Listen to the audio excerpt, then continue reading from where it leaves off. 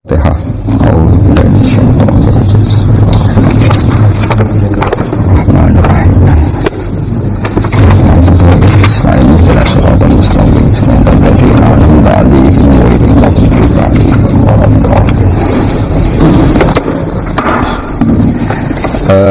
ada beberapa kitab yang saya hadiahkan ke ini istilahnya PSG apa BG apa sama aja? Ya sama aja lah ini PSG, BG anaknya. Loh yang orang tuanya PSG-nya?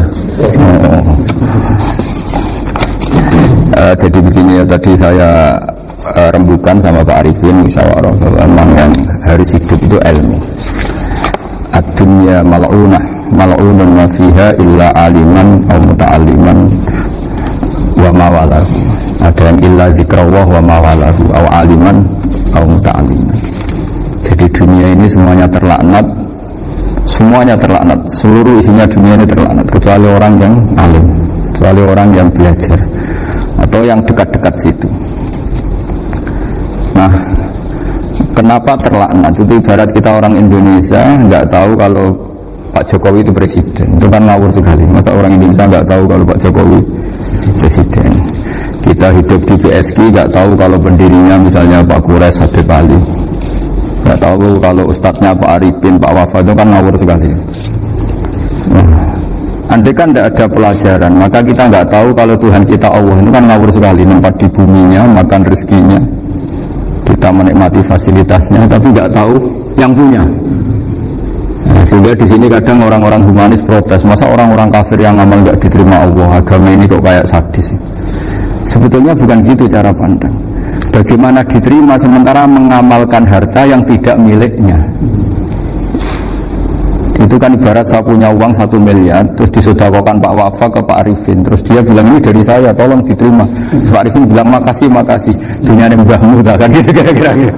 Ya jadi itu logika kenapa ngamalnya orang kafir gak diterima, karena gak ngaku yang punya. Ya, jadi ibarat saya nempat di sini nginep terus terima kasihnya sama Muntahat, nggak sama Habib Ali. Memangnya dia yang bikin ini. Jadi orang nggak kenal Tuhannya itu buruk sekali.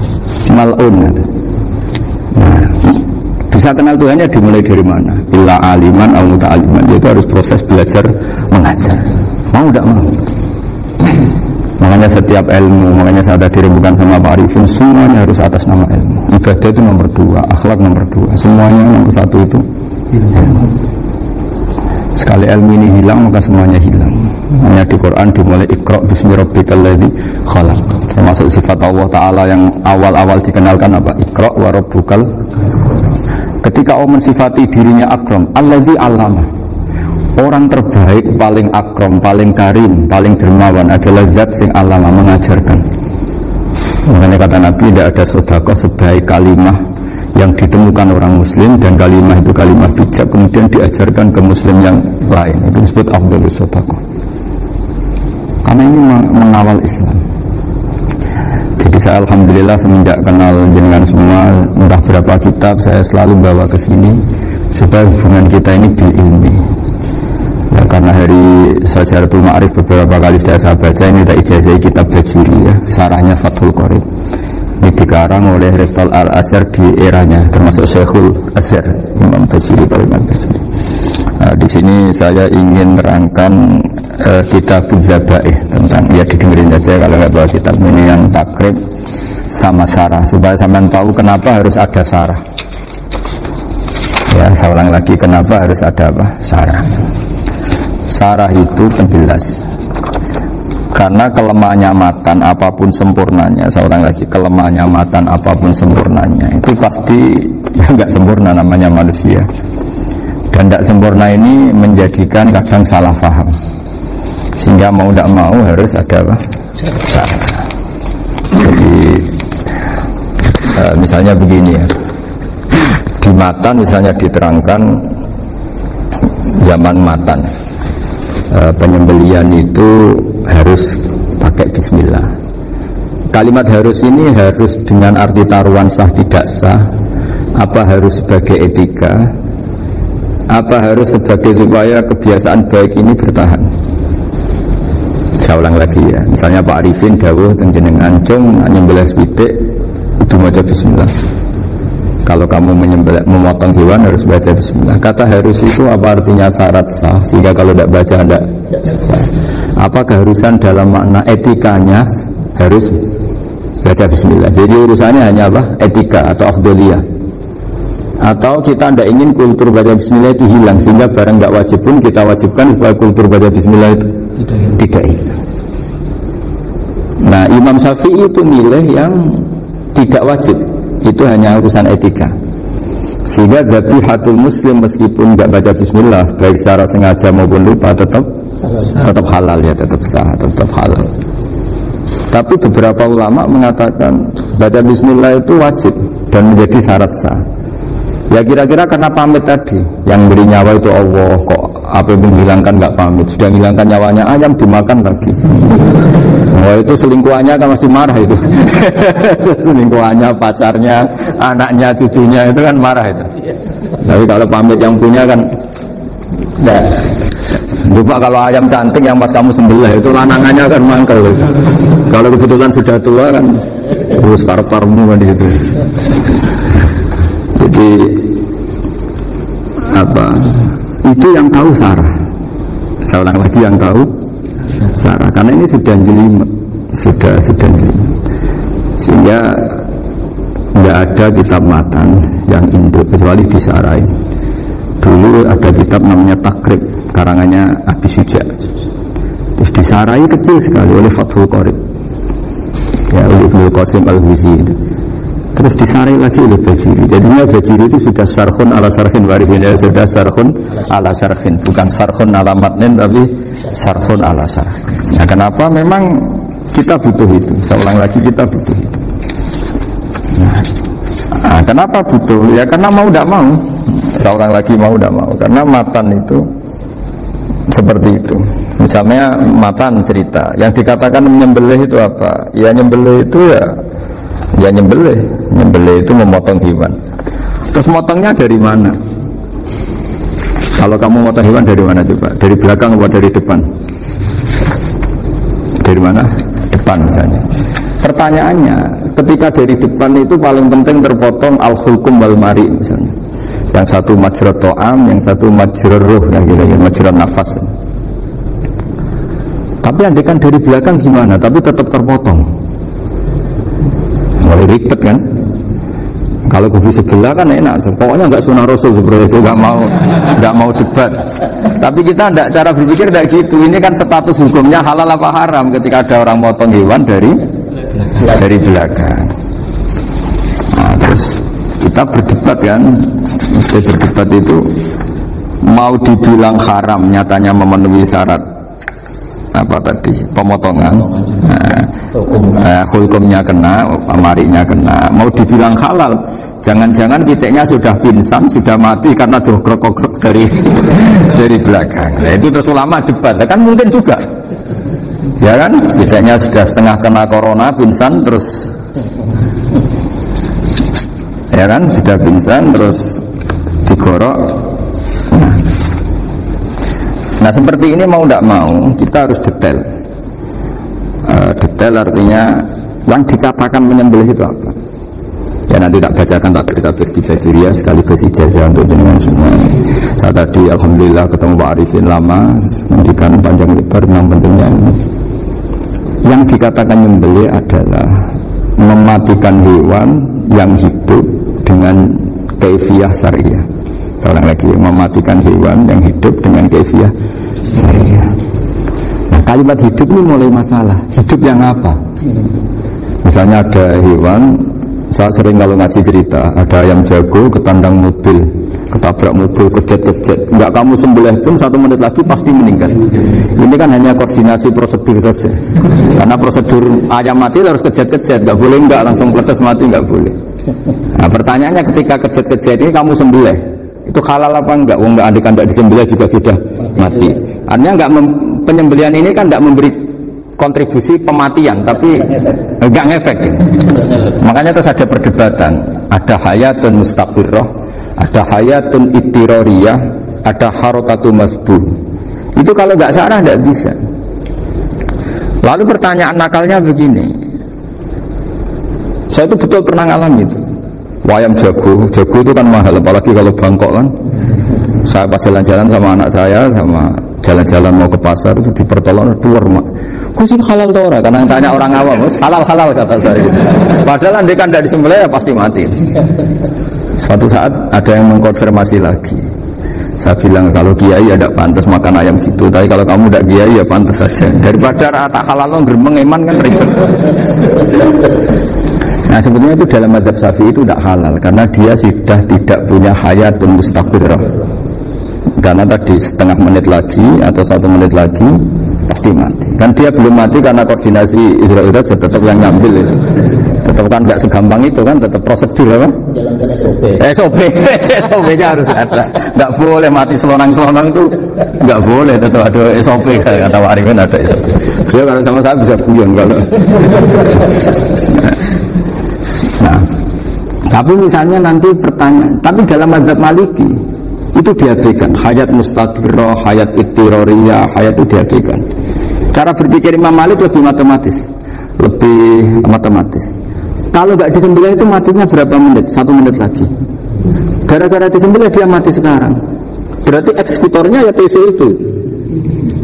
Ya berarti peso itu memenuhi kriteria mematikan sesuatu yang masih hidup, bukan yang hidup dengan cara syar'i. Jadi nanti kan ada rapat malaikat. Matinya karena apa? Karena peso apa karena kecelakaan? Karena peso. Ya kan? Karena kalau nggak tanpa peso nunggu 1 menit. Gara-gara disembelih langsung terjadi sekarang. Nah karena hukum halal ini yang menarik dan menguntungkan. Di bab ini orang jadi Malikiyah semua. Mana maksud saya? Jadi kita ini sebetulnya Syafi'i pecundang gitu. Syafi'i partai politik. Jadi kalau sedang nggak menguntungkan ya.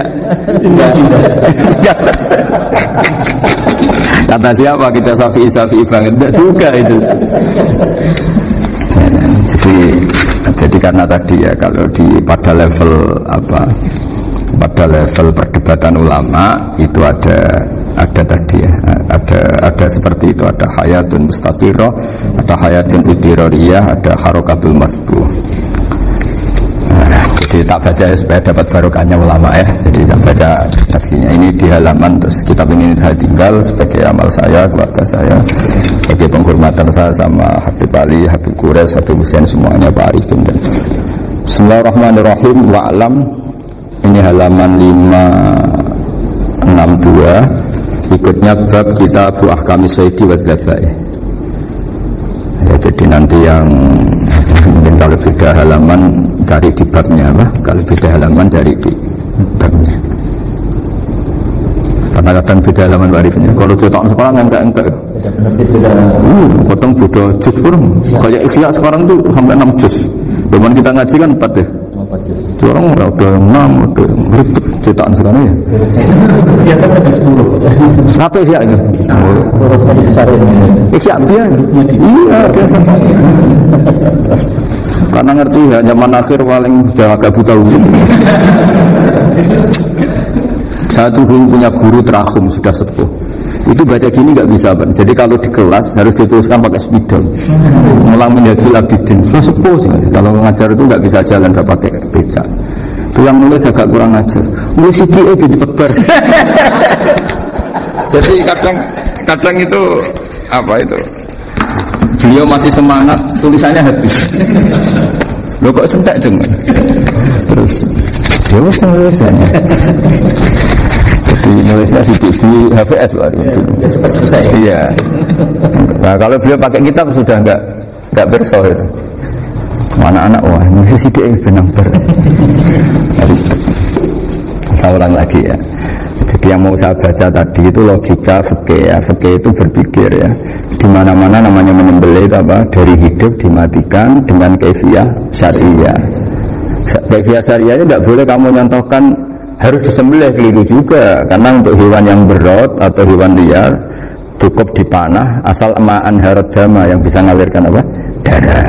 Jadi maka Makanya saya umumkan bikaifiatin syariah ma'rifiyah kan tidak harus motong kan bentuknya. Kalau hewan liar kan atau sapi kurban liar kan, sapi kurban ucul liar kan boleh dipanah, boleh macam-macam. Nah kalau tembak bisa diperdebatkan karena ada unsur api ma'rifiyah. Jadi bisa debat. Meskipun ada yang bilang boleh tapi bisa debat lagi kan? Karena ada unsur apa? Api ma'rifiyah. Ya. Tapi ini saya cerita umumnya bikaifiatin syariah. Ya karena kalimat hewan hidup, ada kalimat hidup. Hidup yang apa? Kan pertanyaannya.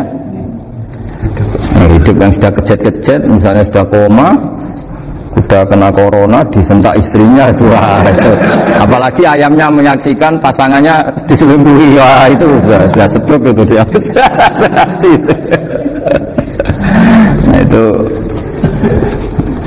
Hanya kalau orang suka macam-macam itu kayak ayam makanya itu. Saya baca ya. Bismillahirrahmanirrahim. Wa'lam annahu yujadu fi ibaratihim hayatun mustaqirrah, hayatun mustamirrah, harakatu masbuh. Wa yuqalu aisyu masbuhin. Wal farqu baina annal hayata al mustaqirrah yakunu ma'a ibsarun bi ikhtiyarin wa nutqun bi ikhtiyarin wa harakatun ikhtiyariyah. Wal hayat al mustamirah ya allati tastamiru ila khurujir ruh minal jasad. Wa harakatul masbuh ya allati la yabqa maha ibsarun bi ikhtiyarin wala nutqun bi ikhtiyarin wala harakatu ikhtiyariyah. Bayakun maha ibsar wa nutqun wa harakatun ittirariyah. Wa ba'duhum farraqa bainahuma. Sampai saat terus ini. Jadi ini perbedaan-perbedaan pandangan ulama. Nah, Imam Malik itu mengabaikan semua istilah itu. Yang penting pas mbok sembelih itu kecelok urip, corong Jawa kecelok urip. Cek hayat mustaqirrah, cek ittirariyah, cek harakatu masbuh, pokoknya kecelok urip. Karena kecelok urip bisa dibilang masih hidup. Karena kalau bisa dibilang masih hidup, kamu sembelih, tetap nanti rapat malaikat. Ini matinya karena apa? Karena kecelakaan. Oh, kalau kecelakaan 1 menit lagi matinya dong. Tapi kan matinya sekarang ya karena sendiri. Nah tadi saya bilang sebenarnya mazhab Syafi'i itu tidak seperti itu. Karena Imam Malik menghalalkan, biasanya penggemarnya lebih banyak di bab bangsa halal itu kan. Penggemarnya masih banyak. Tapi ya segala itu masih ahli sunnah karena salah satu dari mazhab. Tapi logikanya juga masuk. Jadi kita bukan sekedar taklid ke Imam Malik, tapi kalau kita ikhtiyat ikut Imam Syafi'i ya monggo, karena mungkin secara medis karena mengalami seperti itu mungkin tingkat kesehatannya apanya sudah ya ini sudah lah. Yang penting makanya terus orang Jawa pinter, nak PTE jago ya halal, nak cilik enggak lah. Itu kan ibarat perdebatan antara kepiting sama yuyu. Yang menghalalkan kepiting itu mengharamkan yuyu. Tahu yuyu yang kecil di sawah ya? Tak tanya kenapa yuyu halal, karena amfibi bisa hidup di dua alam. Memangnya kepiting enggak? Oh beda. Ternyata beda maksudnya. Eman Gus kalau haram. Eman kan kalau yuyu haram kan nggak ngefek kan, kecil. Ini mesti kok. Oh, udah kadang halal, udah kadang makan selama ini. Iya, selama ini udah kadang makan itu. Makanya banyak kiai yang mengharamkan kepiting sebetulnya, tapi minoritas kan. Minoritas. Tapi yang mengharamkan yuyu mayoritas, wong kecil aja. Jadi kita ribet ikut siapa?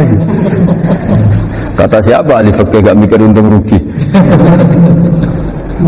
Makanya saya ini bingung, jadi saya ini kan kiai ya, kiai betul, susah kadang jadi kiai. Sebagian guru saya itu mengharamkan kepiting.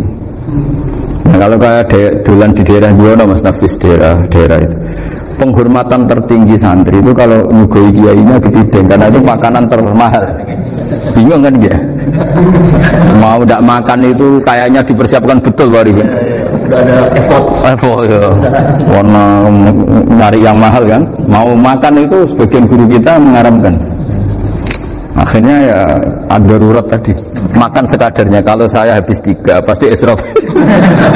Kalau habis 1 prosedur hormat yang ibu. Itu susahnya jadi kiai. Kalau kamu kan tidak kiai, mumpung gratis.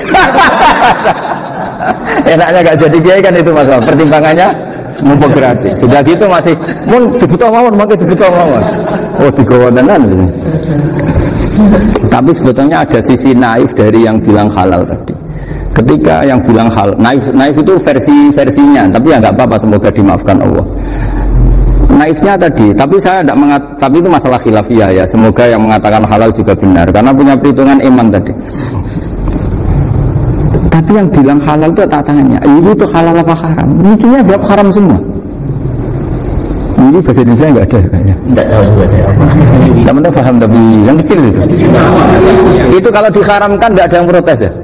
Nggak ada. Tapi kalau kepiting, ini pakai model apa? Coba Pak Wafa, kalau alasannya amfibi, yuyu sama kepiting sama. Kalau alasannya amfibi, hidup di dua alam.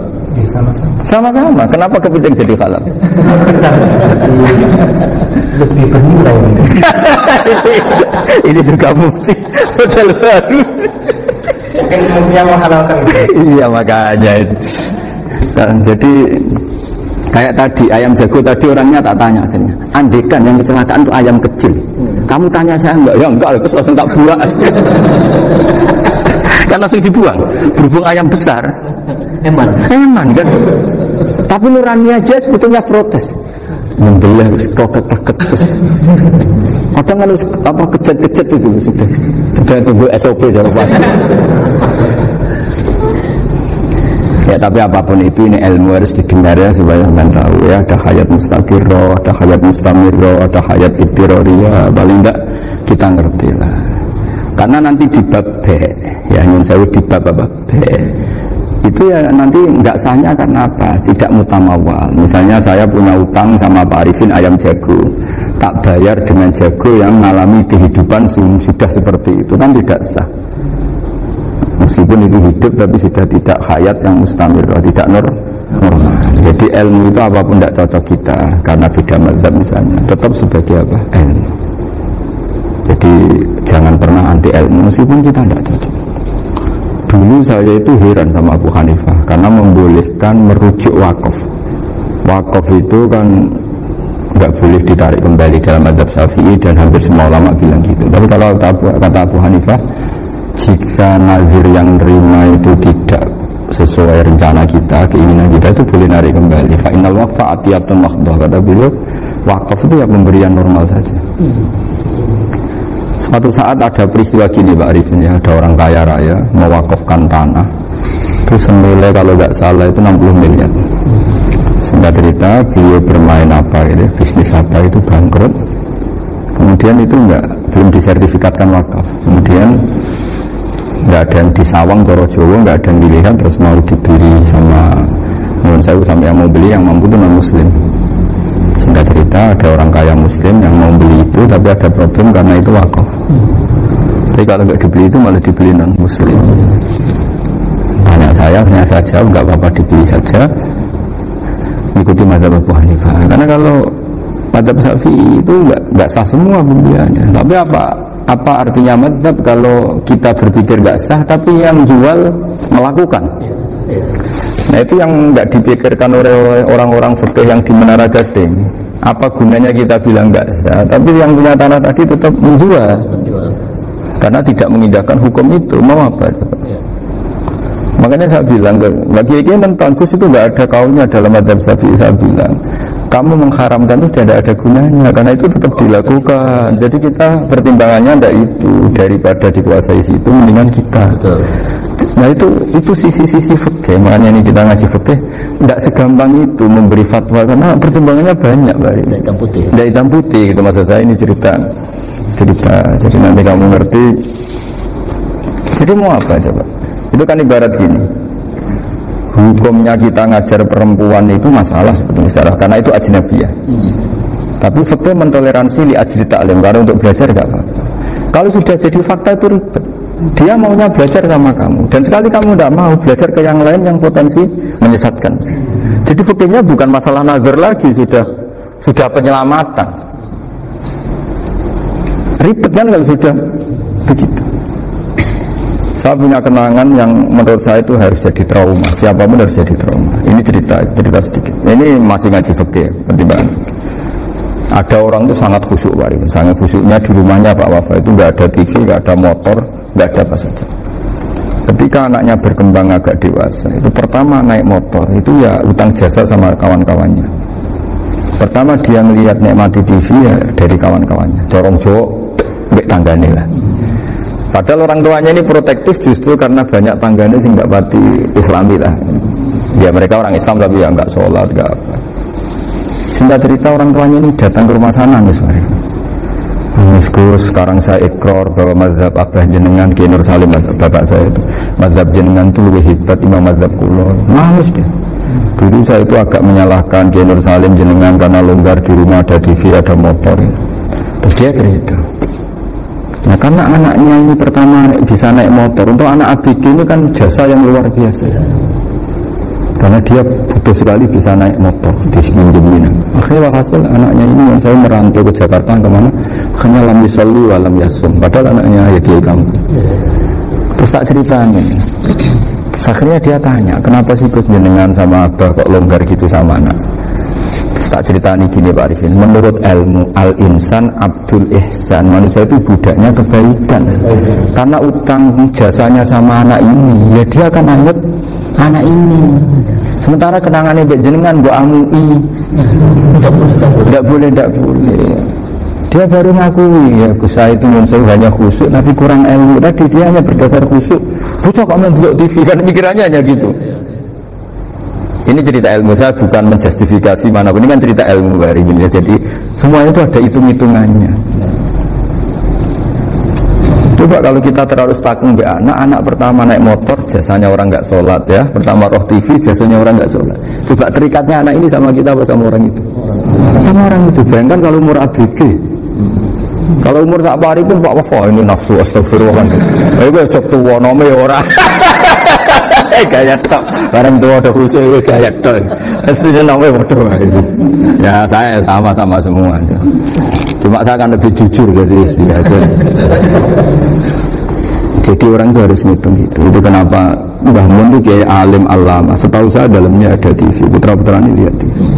Meskipun kita tidak mungkiri negatifnya TV, kita tidak mungkiri Pak Arifin ya. Tapi tadi ketika anak-anak ABG itu pertama lihat TV jasanya tonggone. Kalau kebetulan tanggane wong soleh nggak masalah ya. Kalau enggak, itu menangis ke rumah saya itu. Nyesel dia. Tapi saya bilang gini, jenengan yang soleh mesti anak jenengan suatu saat kembali. Coba pola jenengan harus rubah. Ini hebatnya Nabi. Ketika Sayyidah Aisyah masih kecil, minta diperlihatkan Li'bul Habasyah. Itu diturutin kan masyhur itu. Kayak apa nanti? Karena kalau nggak diturutin, pasti Sayyidah Aisyah akan idolakan mainan yang lain yang di luaran sana malah. Itu karena Nabi punya kearifan tadi.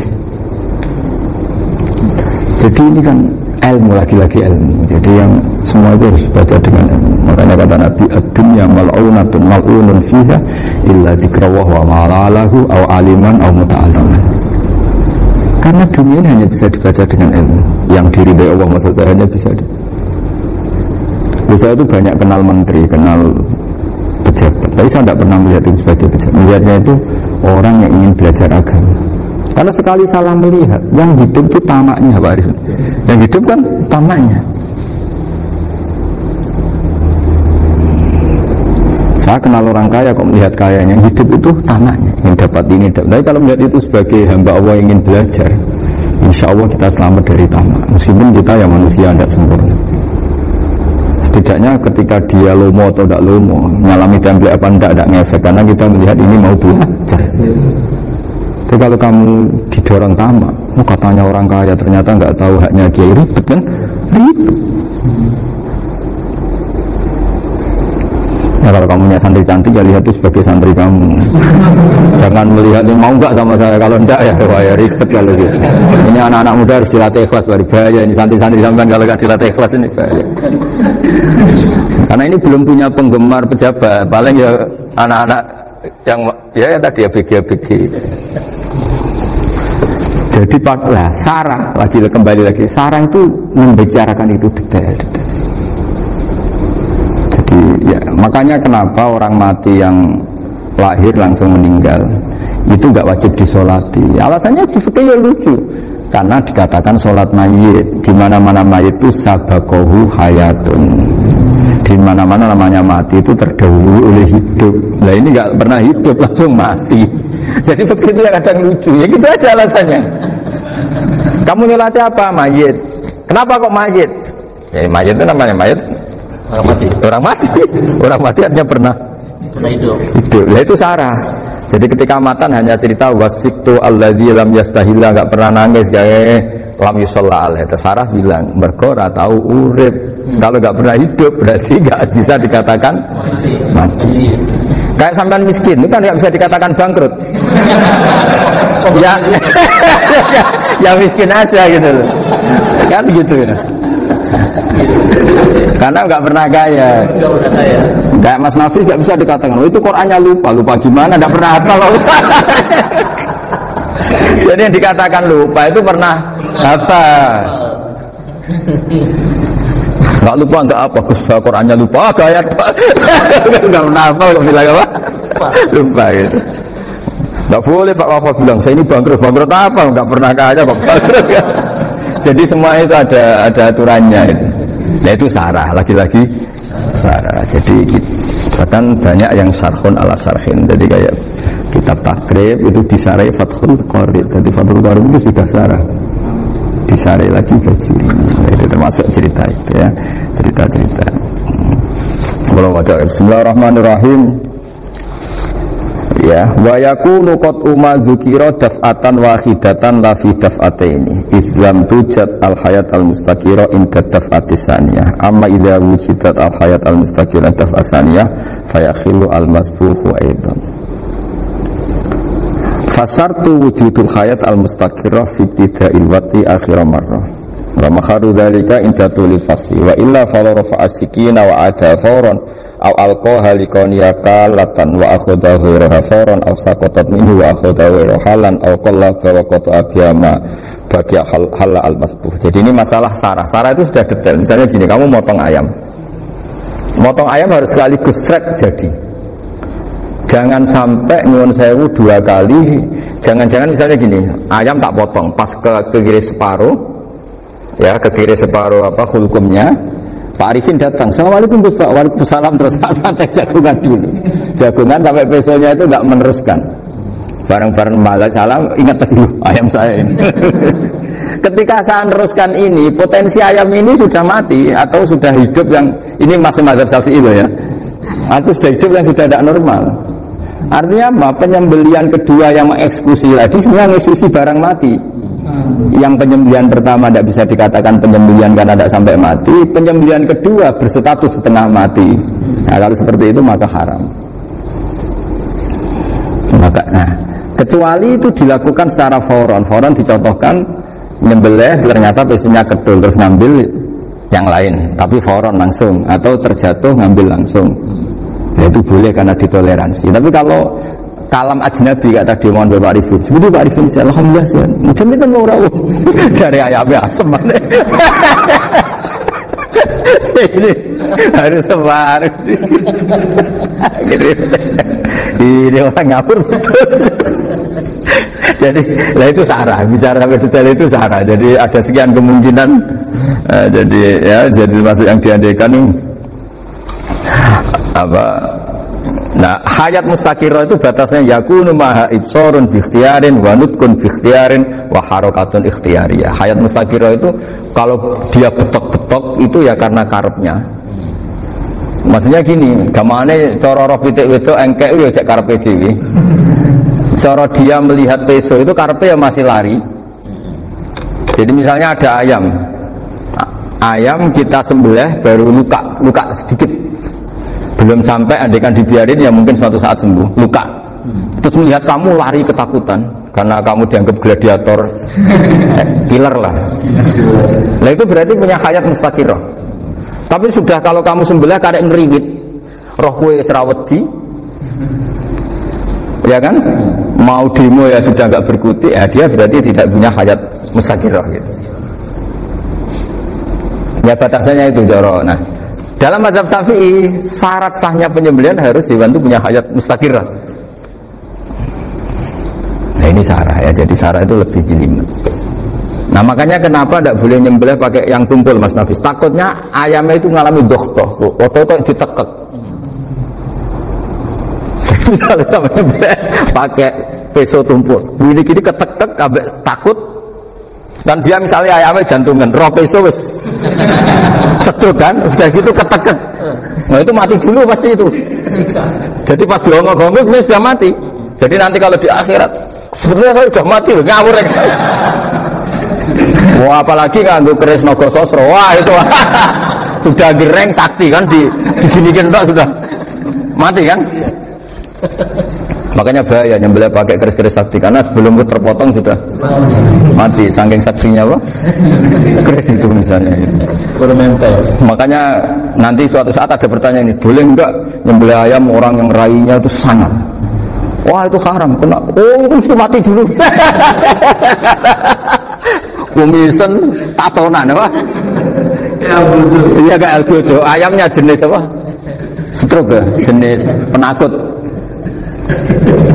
Pas mau disembelih tidak mati. Jadi hati-hati ya nyembelih ayam. Jadi kalau orang kampung Pak Arifin ya, orang kampung mudin kampung. Mungkin kalau orang kota sudah nyuwun sewu enggak peduli. Kalau orang kampung itu apa itu Pak Arifin? Kalau nyembelih jago itu sampai apa itu?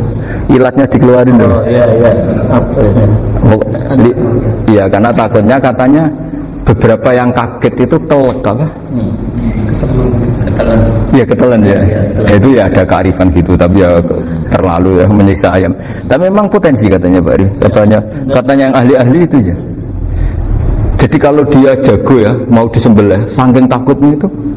Kalau orang Jawa kalau takut kan yang ngelek itu ya. Orang Jawa loh ya. Itu kalau orang takut kan kadang apa kayak. Nah ayam itu nak ketakut. Nah, kadang ininya terus apa? Lidahnya masuk. Akhirnya pas disembelih ini nggak kena. Nah makanya terus banyak mudin yang punya ikhtiar tadi. Pernah lihat Pak yang ayam jago itu ilatnya di. Ya itu ya tidak wajib cuma. Tidak bisa kita salahkan, tapi kata penyembelih yang lain tak tanya eksekutor yang lain, rodok itu penegus, itu seriso. Saya belum pernah nyembelih ayam karena ini kan selain nggak profesi saya juga nggak mentolonan saya. Tapi ini beberapa kefiah ya, yang penting kita tahu ilmunya. Yang paling pokok itu qatul khulqum wal mari. Ya kira-kira dalan sing digo nafas sama digo makanan tadi. Ya tapi itu tadi caranya semua itu harus apa tadi mengalami atau masih punya hayatun mustaqirah. Nah, takutnya dalam konteks nyembelih yang apa tadi? Saya bilang separuh tadi. Ini jamnya normal enggak itu sudah jam 11 ini? Oh jam mati almarhum itu. Itu enggak halal disembelih itu sudah. Jam maitah ya. 10 14 Iya ya. Ya makanya saya bingung ya jam. Ya jadi itu Pak Wafa ya pentingnya sarah itu seperti itu. Matan itu kan asal nyembelih saja, tapi di sarah diterangkan jangan hanya nyembelih, yang disembelih harus ada hayatun mustaqirah, karena dikatakan penyembelihan adalah menghilangkan nyawa dengan cara yang syar'i. Nah, kalau nyawanya saja sudah hilang bukan nyembelih gitu. Nah potensi itu ada ketika jago kamu sembelih pakai yang tumpul, ini ada dohtoh. Loh hewan itu juga kayak manusia loh, karena punya hati. Ketika takut saja mati. Nah takutnya ulama kan ini ngalami dohtoh. Kayak orang ditekek kan mati kan, ditekek kaget. Contoh gampang gini, orang ditekek perempuan kemungkinan mati itu kecil, karena murni hanya ngalami pernafasan. Tapi nak ditekek wong guaga tatonan kan terus dua reaksi tubuh. Takut sama gak bisa bernafas, itu kan lebih cepat apa? Mati. Kira-kira kan gitu. Nah ini sudah takut dongok-dongok itu kan nyiksa. Saya sering ketemu orang yang ahli nyari ular, nyari apa. Itu ya gitu. Filosofinya sama seperti orang perang. Harus bikin takut. Iku kewan Gus nak disuwentak, iku telelekan, jadi telelekan itu apa Pak ada bicara bahasa Batawi ini itu. Orang kaget terus terpaku itu. Teorinya Khalid bin Walid kan gitu. Kalau perang supaya musuh takut, kamu tahu saya, kami siapa? Gertak gitu. Ayat jina biqaumin yuhibbunal mauta kama tuhibbunal hayat. Kita ini bawa pasukan yang mereka mencintai mati kayak kalian mencintai hidup. Pasukan kami ini wadarwis, berani modar ya wis gitu, kira-kira gitu kalau bahasa Jawa itu. Berani mati. Akhirnya musuh kan ya, di antara syaratnya perang kan gitu, harus bikin musuh itu takut, gemeter. Nah istilah leken itu gampang gitu. Istilah leken itu pokoknya tadi loh Arifin, kepaku tadi. Agak berkutik. Paham ya? Nah jangan-jangan ayam yang kita sembelih mah wis wedi dongo-dongo mati duluan gitu. Nah makanya terus kata musannad kalau bisa itu wa yakunu madzukira bidaf'atin wahidah. Kalau itu usahakan sekali jadi. Tapi itu bukan berarti syarat sahnya harus sekali jadi. Kira-kira karena tadi enggak kebayang kan kalau baru separuh tak Assalamualaikum Gus Ba, waalaikumsalam Pak Arifin, seperti kabarnya. Baru itu terus ingat, diteruskan lagi. Kemungkinan ini sudah mati apa? Nah makanya ya tapi lagi-lagi ini sarah ya tak baca Bismillahirrahmanirrahim. Wa yakunu qad umadzukira daf'atan wahidatan la fi daf'ataini fa innahu yahrumul masbuh hina idin. Kalau dua kali, tapi dua kali maksudnya yang satu kali ini mengakibatkan kematian. Dikatakan penyembelian belum sempurna, dikatakan hidup toh nanti pasti mati, berarti tidak mengalami hayatun mustaqirah. Paham ya? Jadi ini semoga dapat barokah dari para ulama. Jadi saya mohon nanti Pak Wafa, Pak Muntaha, teman-teman jangan hanya baca matan ya, pada level alim itu harus baca syarah karena matan itu nyuwun sewu tidak cukup untuk menjawab sekian kemungkinan. Nah, syarah itu sono fardul masalah. Ya Pak Arif ini saya mengandaikan masalah meskipun belum terjadi ya pengandaian sehingga nanti kalau terjadi kalau militer itu apa? A, B ya? Alternatif gimana? Kalau strategi itu kalau ada sekian A, B, C. Kalau A gagal B sudah siap militer. Jadi kalau masuk surga pintu satu gak bisa itu kedua sembrono. Bagi Al-Fatihah. Bismillahirrahmanirrahim. Shiratal mustaqim shiratal ladzina an'amta 'alaihim ghairil maghdubi 'alaihim waladdallin.